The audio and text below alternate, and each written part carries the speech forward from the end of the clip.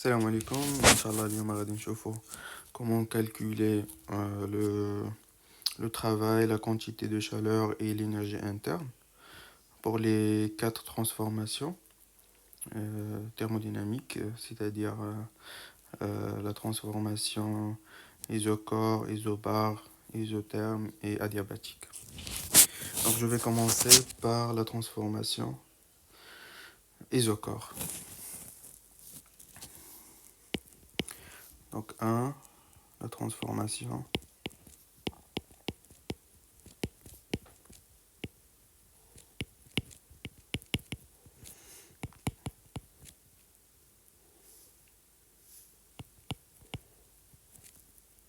Donc, la transformation isocore, c'est-à-dire qu'on a un volume qui est constant.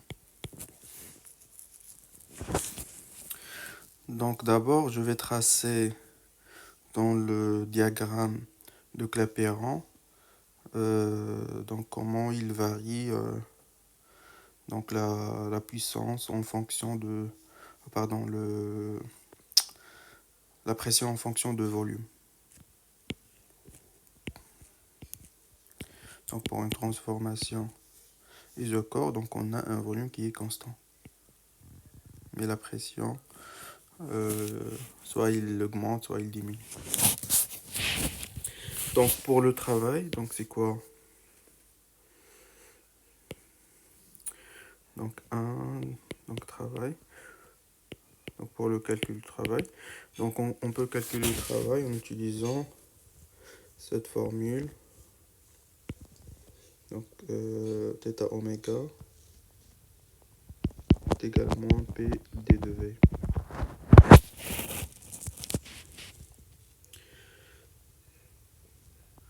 Donc c'est quoi le travail? Donc c'est l'intégrale de moins P d de V. Donc puisqu'on a un volume qui est constant, donc la variation du volume est égale à 0. Donc le travail dans ce cas est égal à 0. Donc pour la quantité de chaleur,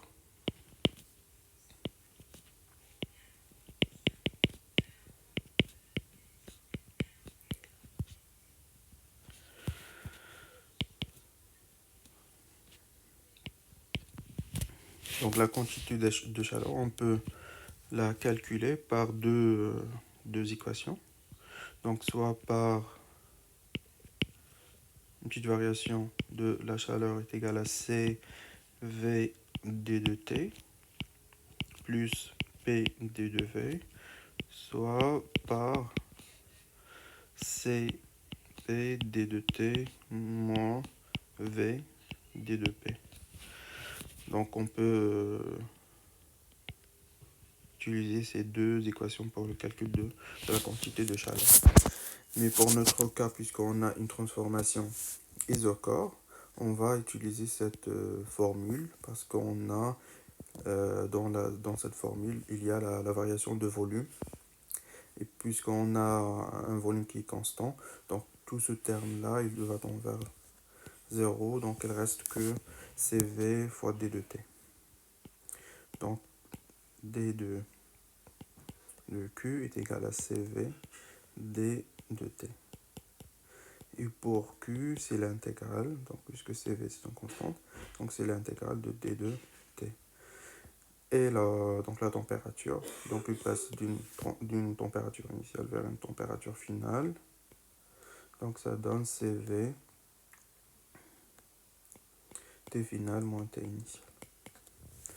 Donc voilà pour le calcul de la quantité de chaleur.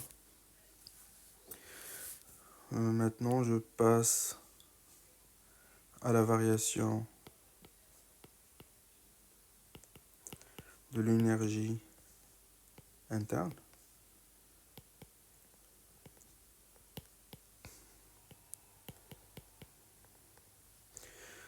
Donc la variation de l'énergie interne, donc c'est le premier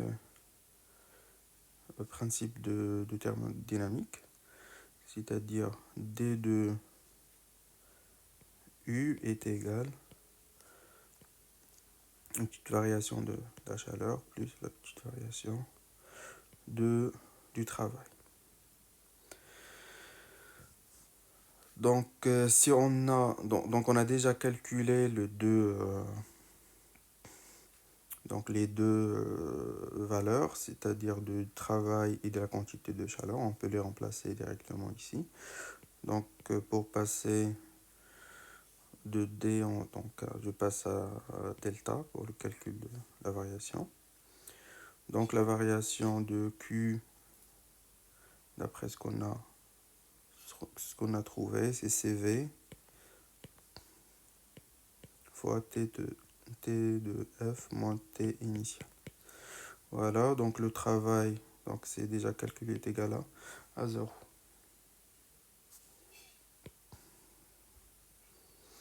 Voilà, donc on a fini par la transformation isocore. Maintenant, je passe à la transformation isobar.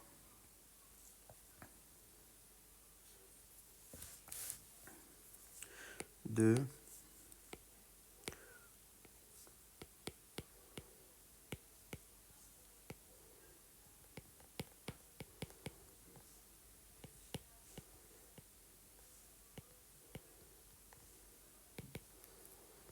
donc isobar, c'est-à-dire qu'on a une pression constante. Donc pour le traçage dans le diagramme de Clapeyron, donc on P en fonction de V, donc on a une pression qui est constante, mais le volume qui augmente ou bien qui diminue. Donc c'est comme si on a une compression ou bien une dilatation.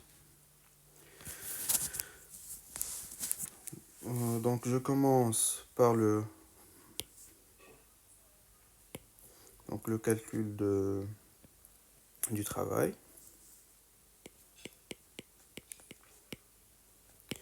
Donc le travail, donc sa formule c'est D de W est égal à moins P D de V. Donc on a dit que la pression est constante, donc je peux la sortir de l'intégrale. Il reste D de V. Donc le volume, il varie d'un volume initial vers un volume final. Donc ce qui va nous donner moins P, donc V final moins V initial. Donc le travail dans ce cas c'est moins P V final moins V initial.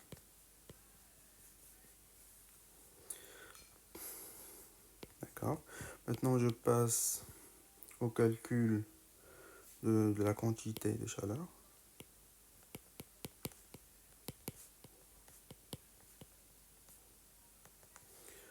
Q. Donc on a dit qu'on peut utiliser, donc il y a deux formules qu'on peut utiliser.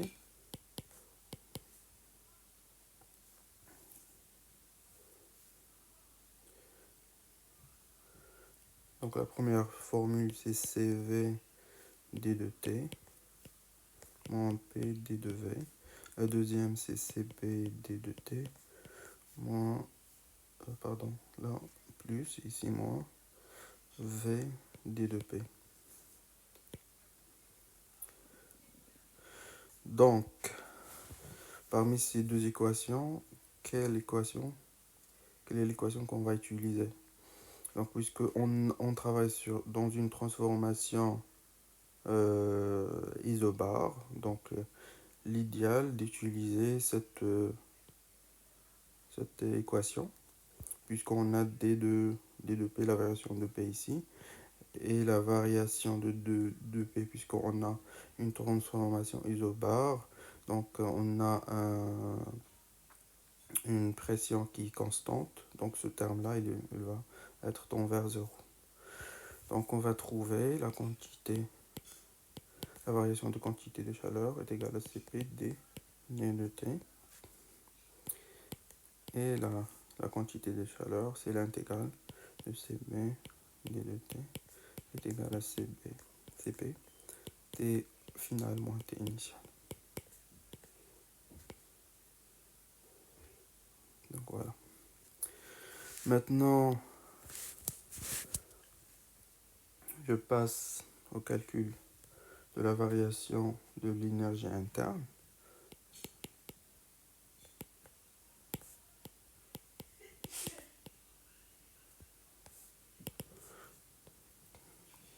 Donc pour la variation de l'énergie interne, donc soit donc je fais la somme à ces deux équations si j'ai les valeurs, donc que je peux calculer par la somme de W plus Q, c'est-à-dire donc delta U, c'est quoi? C'est W plus Q, c'est-à-dire cette première formule qu'on a trouvée, moins P V final moins V initial, plus cette formule-là, c'est P TF moins T initial. Soit on peut utiliser donc la première loi de Joule, c'est-à-dire delta U est égal à quoi? Donc est égal, ou bien, pardon, je fais une petite variation là. Donc D de U est égal à D de W plus D de Q. Donc c'est quoi dW? C'est moins P D de V. Et D de Q c'est quoi? Donc je vais utiliser, je peux utiliser donc soit cette formule ou bien cette formule. Donc moi je vais utiliser la première parce que j'ai ici plus, vous voyez ici, donc on a plus P D de V, donc je peux simplifier, je peux la simplifier avec le moins P D de V que j'ai ici. Donc je vais utiliser la première équation, c'est-à-dire CVD de T plus PD de V. Voilà, donc je peux simplifier ça avec ça. Donc il va me rester que CVD de T. Voilà, donc ça c'est la première loi de Joule. Ça c'est première loi de Joule. Donc U est égal à quoi? C'est CV T final moins T initial.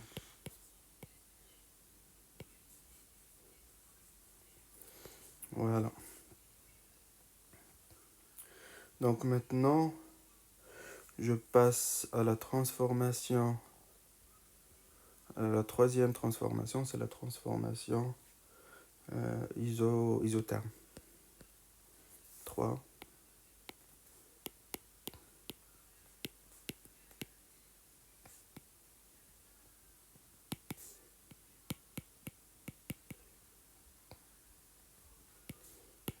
Donc, une transformation isotherme, c'est T égale à constante. Donc, je commence par le traçage dans le diagramme Clapeyron. Donc, P, V, donc la transformation isotherme, elle est comme ça. Voilà. Donc, voilà, donc je commence par le calcul du travail.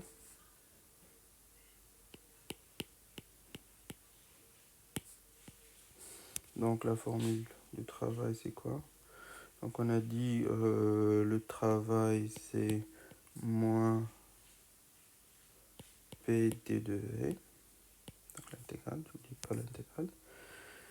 Après donc on a ici la puissance, pardon, la pression n'est pas constante et aussi le volume n'est pas constant. Donc il faut que je trouve un seul variable. Donc pour cela, je vais utiliser l'équation d'état des gaz parfaits, c'est-à-dire PV est égal à nRT, pour trouver donc P en fonction de volume. Donc on a PV, on a PV est égal nRT, et moi je cherche P, donc P est égal à nRT sur le volume. Donc je remplace dans l'équation du travail, donc je trouve moins nRT sur V, voilà. Donc je peux sortir le moins nRT, il me reste d de V sur V, c'est-à-dire de volume initial à volume final. Donc c'est quoi l'intégrale de d de V sur V? C'est le ln. Donc moins nRT, donc ln, donc de V final, pardon, ici, moins V initial.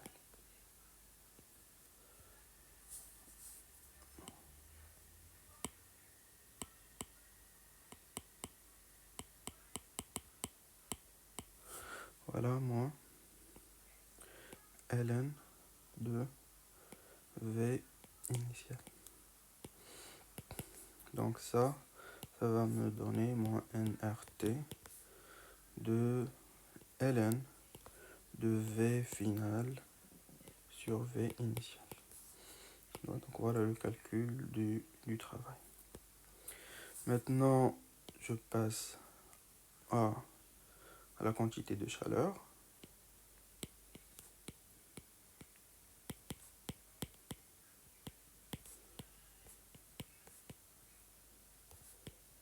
Donc Q. Donc la quantité de chaleur, donc comme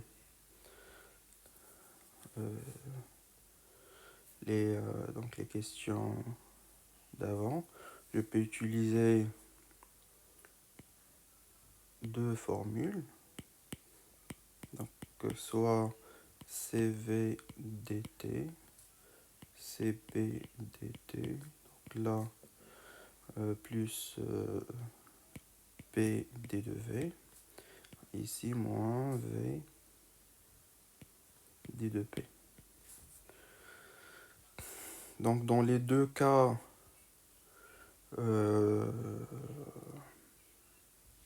j'ai une variation de température.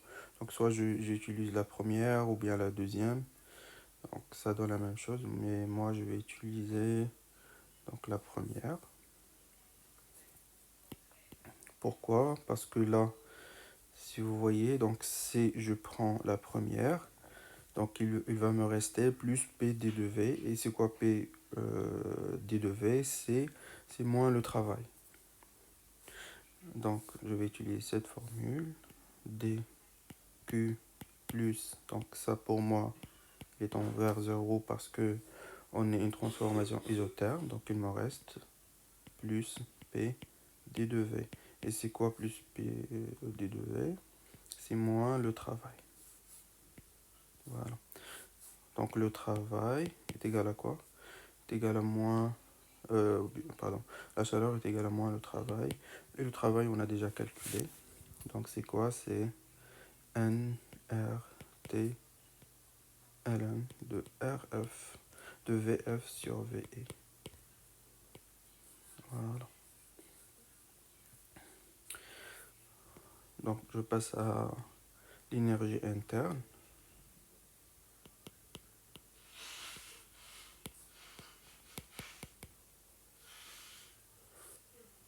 Delta U.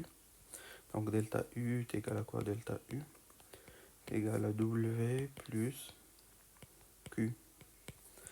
Donc W, c'est ça. Et Q, c'est ça. Donc c'est l'un et l'opposé de l'autre. Donc si on fait ça, W plus Q, ça va me donner 0. Ou bien j'utilise le premier, ou bien la première loi de Joule. Donc c'est la même chose, c'est-à-dire delta U. Donc je vais trouver la même chose, est égal à CV delta T. c'est-à-dire c'est VT final moins T initial. Donc puisque j'ai une température qui est constante, donc le T final c'est la même chose que T initial. Donc c'est comme si j'ai TF moins TF, ça donne 0 aussi. Voilà, donc là il me reste que la dernière transformation, donc la transformation adiabatique.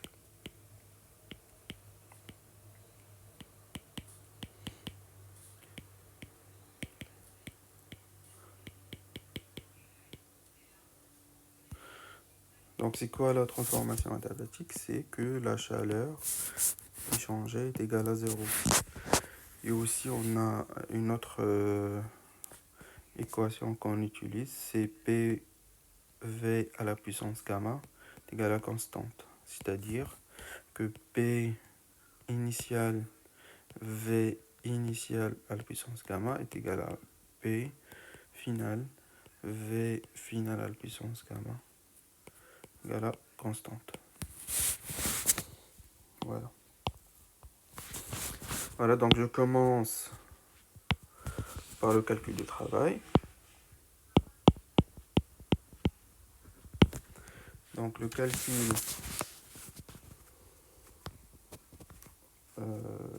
du travail, pardon, donc avant le calcul du travail, c'est le traçage dans le diagramme de Clapeyron. Donc c'est quoi une transformation adiabatique dans le diagramme de Clapeyron? Donc c'est comme si on a une transformation isotherme, mais cette transformation est plus rapide. Voilà. Donc après, donc je passe maintenant au travail. Donc le travail, on a dit W égale à l'intégrale moins P d de V.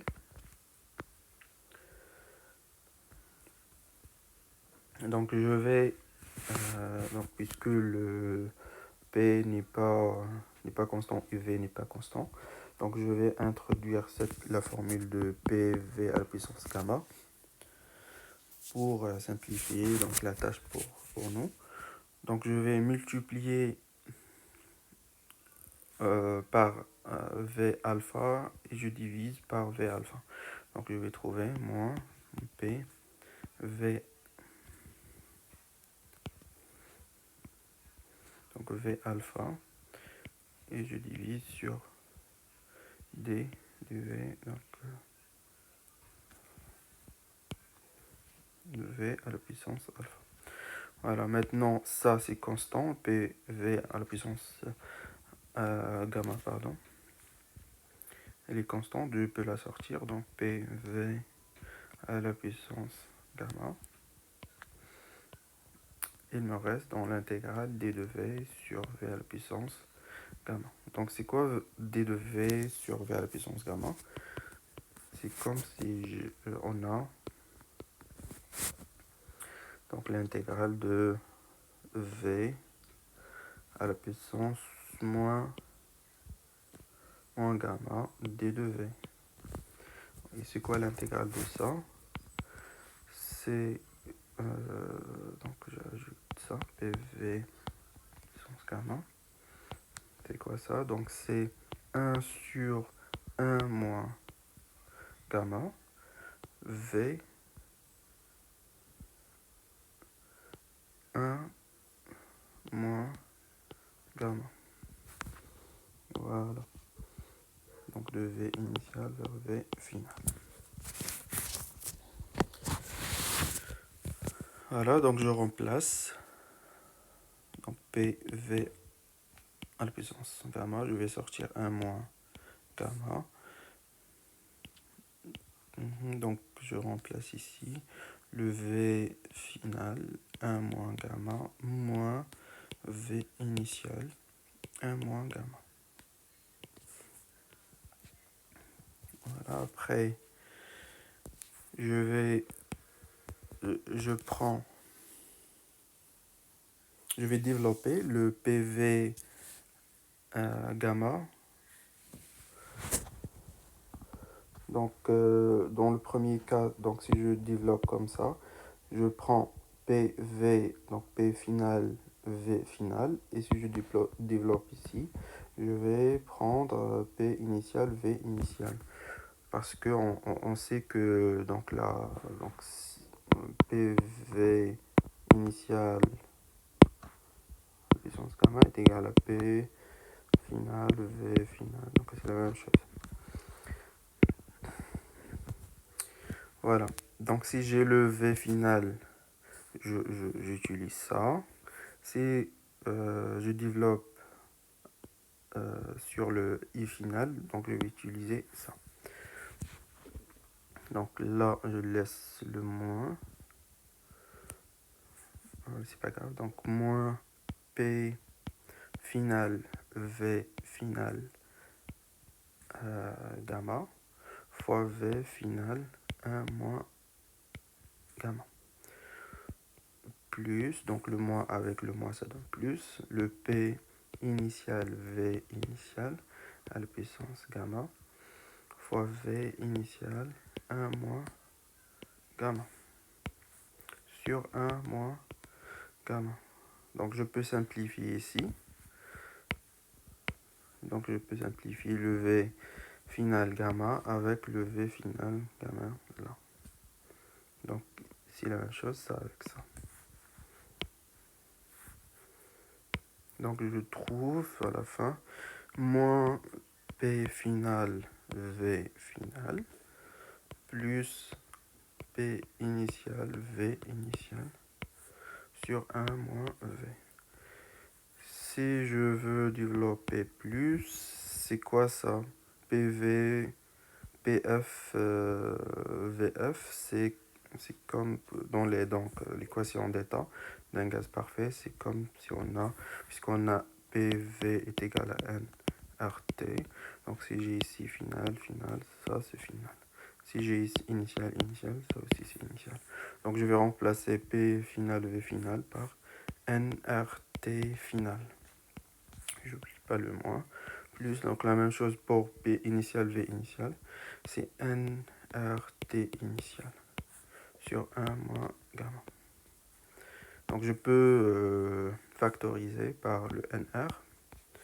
Et je trouve moins T final plus T initial sur 1 moins gamma. Donc ça, c'est le calcul, c'est un peu lent du travail, mais c'est facile.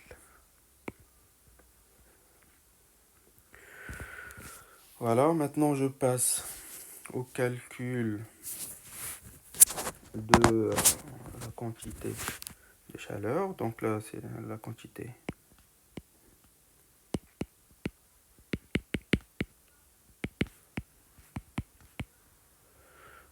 Donc la quantité de chaleur, on sait qu'on a une transformation adiabatique, c'est-à-dire que la chaleur est égale à 0. On va rien calculer, donc le Q est égal à 0. Donc après, maintenant, je passe à la variation. C'est le dernier point qu'on a dans ce cours-là. Donc la variation de l'énergie interne.